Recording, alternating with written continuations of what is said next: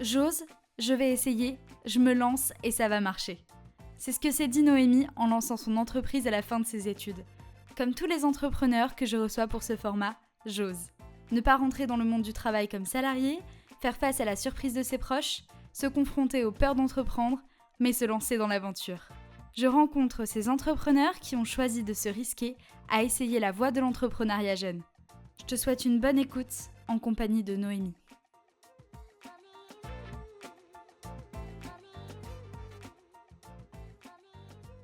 Salut Noémie, bienvenue sur Mille et une ambitions. Bonjour Maëlle. Je suis ravie de te recevoir aujourd'hui pour ce nouveau format J'ose, toi qui as osé te lancer dans l'aventure de l'entrepreneuriat. Mais d'abord, comment vas-tu aujourd'hui? Ben, ça va très bien. Je suis ravie d'être là aussi. En plus, je suis amatrice de podcast, donc c'est Trop chouette. Est-ce que pour commencer, tu pourrais te présenter aux personnes qui nous écoutent? Alors toi et puis ton activité du coup. bien sûr. Donc, moi, c'est Noémie Hachet. J'habite maintenant en région parisienne, donc vers Saint-Denis, mais je suis originaire de Pornic. Et donc, je suis designer textile freelance spécialisée dans la création de motifs, donc ce qu'on appelle Surface Pattern Designer. Voilà. Et Carrément. j'ai débuté mon activité suite à la fin de mes études parce que j'ai eu une opportunité de mission de freelance à la suite de mes études. Trop chouette. Voilà. Et on va en reparler. Donc en fait, tu as fait des études de graphisme, c'est ça? De design textile, mais dans lequel il y Ouais. avait une spécialité graphisme intégrée. Et qu'est-ce qui t'a donné envie de te lancer ensuite dans l'aventure de l'entrepreneuriat du coup? L'opportunité. C'était pas prévu à l'origine que je me lance en freelance, mais à la suite d'un stage, on m'a proposé en fait de continuer à travailler pour l'entreprise en freelance. Donc c'était une super opportunité. Je me sentais super bien dans l'entreprise et puis c'était une mission en interne donc qui me permettait de me continuer à me former. Carrément. Et puis à la suite de ça, je me suis dit bon bah c'est parti. J'essaye de trouver d'autres clients et d'enrichir cette activité pour essayer d'en vivre. Et qu'est-ce qui à ce moment-là t'a donné envie, justement d'ouvrir cette boîte-là? Tu avais pas envie d'aller chercher un travail salarié, plutôt, un truc on va dire plus classique? Alors si, à l'origine, j'aurais aimé, plutôt trouver, un CDI, parce que la stabilité forcément financière, et un rythme de vie, voilà, mais Le nerf de la guerre. c'est ça. Mais suite à un voyage surtout, je me suis rendu compte que ma liberté était plus importante que ma stabilité et que, l'aventure de freelance me correspondait mieux, déjà par rapport à la flexibilité des horaires, des jours de travail. Et ben, le fait que je me sentais aussi capable, suite, Ouais, carrément. à mes formations et mes expériences professionnelles à me débrouiller toute seule et je pense que c'est aussi, une question de tempérament. Enfin, on peut se sentir prêt ou pas et certains Ouais, bien décident sûr. de se lancer plus tard après, un peu plus de prise de connaissances, compétences dans le domaine et puis, là, je me sentais prête et on m'a fait comprendre aussi que j'étais prête, pour me lancer donc voilà. Ceux qui t'ont fait comprendre, c'était les personnes en interne de ton entreprise? Oui, c'est ça. Parce que la question se posait forcément suite à ma licence, de Ouais. continuer sur un master ou non et puis, elles m'ont dit que j'avais toutes les compétences en main et qu'un master allait pas forcément, puisque c'est un métier avec beaucoup de pratique. Alors, un master, il m'aurait permis d'améliorer mon sens critique, ma recherche, créative, ma recherche de sens dans les projets, mais pas forcément au niveau technique et donc, bah, j'ai fait le choix de les écouter et de me dire: «Bon, bah, si on me dit Ouais, que ça se passe bien». Donc plusieurs stages en fait m'ont dit que j'étais prête, pour le trop cool. travail. Ouais, bien sûr, carrément. Et comment, ce lancement, il a été accueilli par, tes proches? Que ce soit, alors je sais que tu as un copain depuis un petit peu de temps, ta famille, ou même tes amis, tu vois? Bah, alors, ma famille était pas forcément inquiète. Donc j'ai un papa qui était entrepreneur déjà, donc j'ai été un peu bercée dans ce domaine. Donc OK. déjà au niveau administratif et tout, ils avaient pas trop d'inquiétude, parce que j'ai entendu parler de ça toute mon enfance. Ma maman est comptable de formation, donc j'ai pas de problème, je suis bien Ouais, entourée et pour eux, c'était une belle expérience donc carrément. voilà. Ils m'ont pas ouais, ils m'ont pas, bah, ils avaient conscience de la fragilité au début quand on se lance, surtout financièrement, mais ils m'ont toujours dit que si j'avais le moindre problème enfin, je suis bien entourée quoi et puis mon copain, il me soutient donc que demander de mieux? J'ai pas eu de frein, même mes amis sont hyper présents dès que j'ai besoin Ouais, c'est top. d'un coup de pouce, parce que des fois quand on est tout seul, c'est difficile, il y a des projets qu'on peut pas réaliser et dès que j'ai besoin d'un coup de main, donc je suis bien entourée, tout le monde vient m'aider donc Bien sûr. Trop bien. En fait, entre guillemets, tu as eu la chance d'avoir des parents qui étaient déjà très concernés par ces thématiques-là. Donc forcément, ça fait moins peur quand c'est des choses que tu connais, je pense aussi, même pour tes enfants. oui, c'est ça, c'est moins, il y a déjà une réalité, de l'entrepreneuriat, qu'ils Ouais, connaissent, c'est ça, il y a beaucoup plus de clarté sur, ouais. Et à partir du moment où tu as commencé, du coup, à te lancer en freelance et à te détacher de cette entreprise, comment est-ce que ça s'est passé pour toi, ces débuts-là? Comment tu les as vécus? alors ça a été un peu compliqué parce que, à l'origine, j'étais à temps plein pour cette entreprise pendant 3 mois et Mmh. financièrement, l'entreprise, c'était un peu compliqué, et elles m'ont dit: «En fait, le mieux qu'on puisse te proposer, c'est un mi-temps». OK. Et donc là, forcément, bah, la réalité s'est fait qu'il a fallu urgemment que je trouve des clients et que j'essaye de me développer. Parce que forcément, bah, on a tous des charges, loyer, Mmh. faut manger, forcément. Bien sûr. Donc j'ai eu 1 mois et demi pour me faire à l'idée que, j'allais devoir, réussir à en vivre, donc bah, j'ai mis des bouchées doubles et j'ai cherché, j'ai beaucoup fait beaucoup de prospection. Mais Ouais. ça s'est plutôt bien passé, mais forcément, j'avais pas le choix, donc je pense que c'est ça aussi. Quand on n'a pas le choix, on se laisse moins de temps et moins de possibilités. Si j'avais eu plus de temps, je pense que j'aurais mis moins de temps à trouver des clients et à me développer, donc Ouais, bien sûr. Et pour trouver des clients, ça a été d'ailleurs? Parce que c'est quand même, en général, la prospection, quelque chose qui est très difficile, d'aller vers les autres pour, vendre, bah, se vendre tout simplement. Comment, ça s'est passé pour toi? bah, forcément, j'ai eu un petit syndrome de l'imposteur, surtout quand on est jeune et qu'on n'a pas forcément d'expérience et que les gens te demandent un book, enfin un portfolio avec, des références.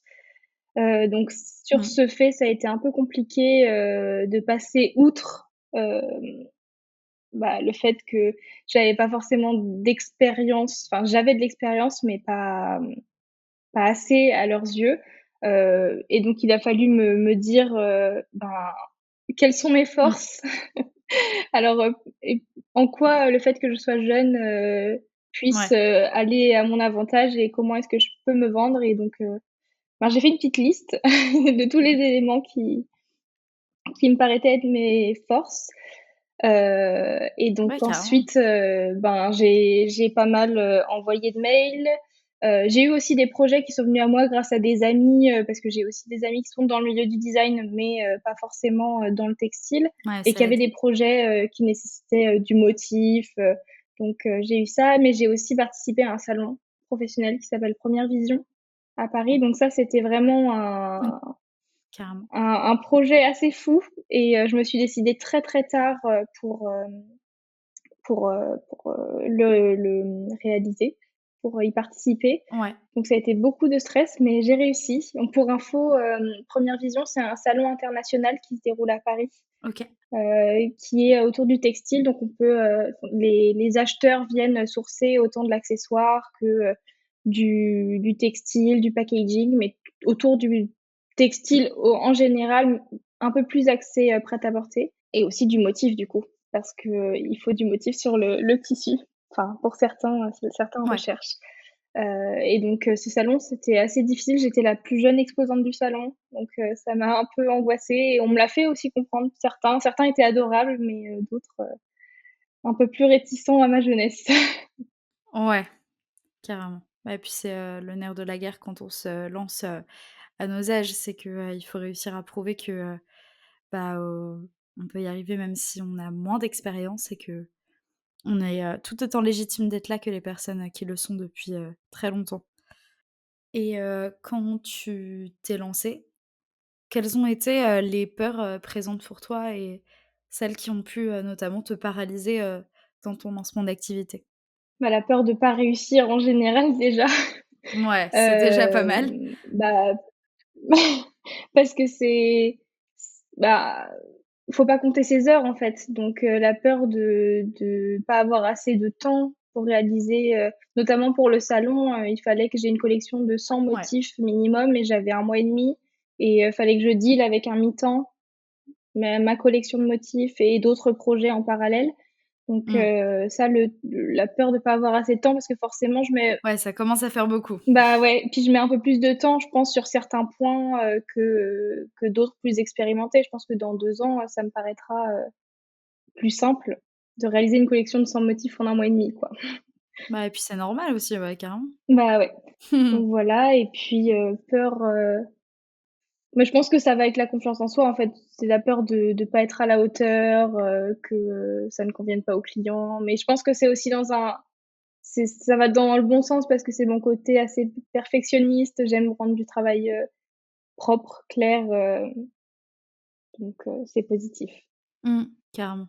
Est-ce qu'il y a des obstacles que tu as rencontrés et qui t'ont vraiment, pas paru insurmontables, mais, très, très difficiles à surmonter en tout cas? Heu, des obstacles en fait, j'en ai un petit peu tous les jours forcément, Ouais, des petits obstacles, mais bah, le salon pour moi, c'était un obstacle infranchissable, j'ai mis beaucoup de temps ouais, à décider de m'y inscrire parce que, j'étais pas forcément légitime, il a fallu me préparer mentalement, ouais, bien sûr. donc je me sentais pas capable, de réaliser une collection de 100 motifs, aussi. Je me sentais pas capable de présenter mon travail, parce que je suis un peu timide quand je connais pas les gens. Je peux être assez, ouais, réservée, donc j'avais peur de pas réussir à vendre mon travail, de me retrouver toute seule Ouais, aussi, entourée de professionnels, donc ouais, ça m'a fait peur, mmh, bien sûr. mais j'avais plus le choix une fois inscrite. Ouais, mais, ça fait partie, je trouve, des actions, hyper importantes de, se rendre compte que tu as peur de quelque chose et te forcer à y aller pour être au pied du mur et avoir à surmonter cet obstacle pour te dépasser.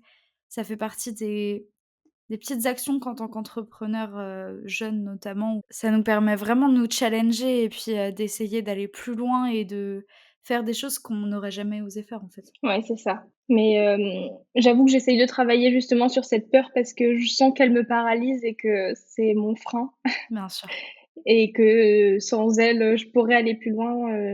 carrément. J'ai un livre qui m'a beaucoup, beaucoup, aidée récemment, c'est Kilomètre zéro. OK, trop bien. L'autrice, j'ai peur d'écorcher son nom, mais c'est Maud Ankawa, je crois. Je mettrai les liens dans la description, t'embête pas. Et ça m'a beaucoup aidée parce que, bah, c'est sur, comment ta peur peut venir aussi des autres, en fait. Et qu'une peur, elle est vraiment abstraite, et Ouais, et qu'on carrément. peut y arriver, on peut arriver à s'en détacher donc j'avoue que ça m'a beaucoup aidée. Enfin, j'essaye de trouver ailleurs, autre part que dans le travail, des outils pour dépasser cette peur qui me freine, notamment avec la course à pied aussi, pour travailler, ma force mentale, Carrément. voilà. C'est difficile quand on est entrepreneur aussi de se dégager du temps, de se dire: «Bon, bah, c'est pas grave, c'est pas terminé, je continuerai Mmh. demain, je vais faire une pause», et je m'oblige avec ça, à faire des pauses. Mmh. Ouais, carrément et puis, c'est hyper important parce que c'est ça qui nous permet aussi de prendre du recul et de revenir, bah, en fait, frais et créatif. D'autant plus, dans des métiers hyper créatifs comme le tien, si on n'arrive pas à prendre ce recul, que ce soit sur nos peurs, mais aussi, sur le fait de prendre du temps et cetera, on n'arrive plus à se remettre dedans, on n'a plus les idées claires et on est tellement, le front collé au mur qu'en fait, on n'arrive plus à voir le mur dans son entièreté. Ouais, c'est ça et je me rends compte là, bon, j'ai pris quelques semaines de vacances et j'avais l'impression d'être totalement paralysée, de plus avoir d'idées et en fait, juste d'avoir pris quelques jours de vacances, je me suis rendu compte que les idées, elles revenaient à profusion, que juste en coupant Ouais. un petit peu, ça revenait ma créativité, revenait un petit peu et ça fait du bien. Parce que ça peut faire peur aussi, on se retrouve, un peu comme le syndrome de la page blanche, pour, les écrivains journalistes, ben là, Mmh. Clairement. c'est un peu la même chose et donc là, je me suis dit: «Bon, OK, je travaille pas, je prends ce temps-là, mais bon, j'y pense Mmh. toujours, et ça avance». Clairement. Ah bah et puis c'est dans les moments où, on pensait pas en avoir qu'on a en fait le plus d'idées et qui sont en plus des idées vraiment pertinentes parce qu'elles sont liées à ton quotidien et elles sortent d'un contexte, beaucoup plus «sain» entre guillemets que, quand tu es, vraiment, la tête focus, dans ton activité. C'est ça. Et quels sont, les conseils que tu voudrais donner maintenant avec un peu de recul à la Noémie qui était sur le point de se lancer du coup? Bah, je dirais, de pas avoir peur déjà du regard des autres, parce que, je suis pas Ouais. forcément le chemin classique. Enfin, oui, on peut dire qu'il y a quand même un chemin classique. On finit ses études, on cherche un Ouais, bien CDI, sûr.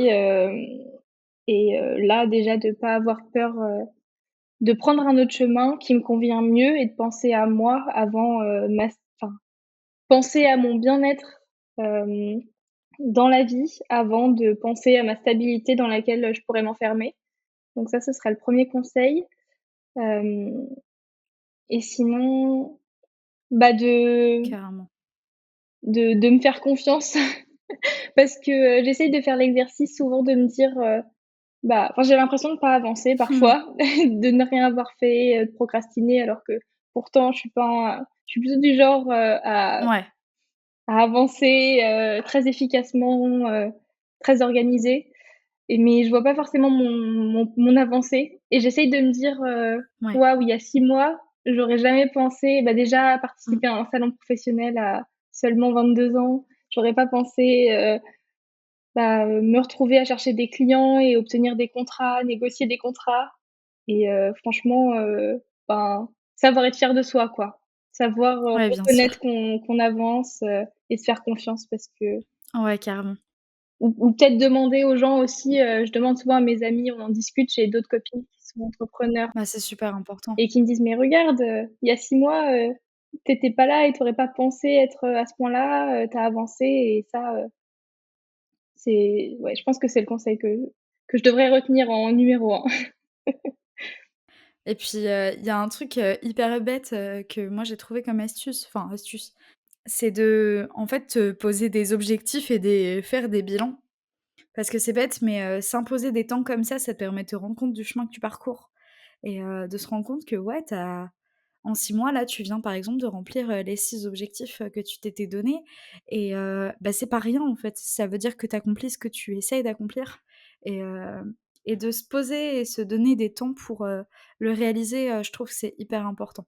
Oui, tu as raison, c'est vrai. C'est vrai que j'ai un Notion en plus avec mes objectifs, mais je reviens pas forcément enfin, je me félicite pas de ces objectifs accomplis et je devrais. Ouais, alors qu'il faut parce qu'en fait, c'est hyper important. Si on se pose des objectifs pour pas les remplir, en fait, ça sert à rien. Surtout en plus avec Notion qui est, vraiment un outil, top sur lequel tu peux tellement tout mettre que, ça permet de t'organiser correctement et du coup de pouvoir avoir un espace, super chouette pour, prendre ce temps de poser des objectifs et surtout de s'en féliciter derrière, quoi. Ouais. Eh bien écoute Noémie, je vais te poser la question signature de ce podcast. Qu'est-ce que tu voudrais répondre à ceux qui disent qu'il vaut mieux être salarié avant de devenir entrepreneur? Alors je dirais que, tout le monde en est capable de devenir entrepreneur parce que ça peut s'adapter à un mode de enfin à son propre mode de vie. Bah, je pense, notamment à moi qui aime beaucoup voyager et je me vois pas forcément vivre, en France métropolitaine notamment, sur les années à venir et Ouais, enfin, il y a des métiers qui peuvent s'adapter à ce genre de vie, mais en remote, en digital nomade notamment. ouais, clairement. Pour moi, le choix de l'entrepreneuriat s'est fait aussi, heu, en ce point-là et parce que c'est une belle aventure aussi.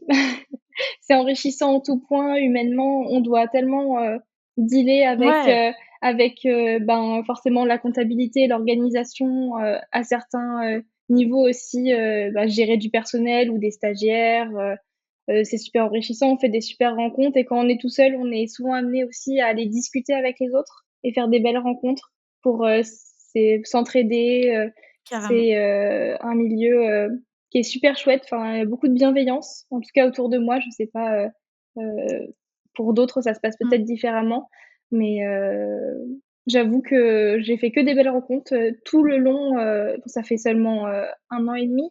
Il y a que du positif, même au niveau du développement personnel, je vois que dans la confiance en soi, ça avance parce que je suis obligée de me faire confiance et que tout repose sur mes épaules.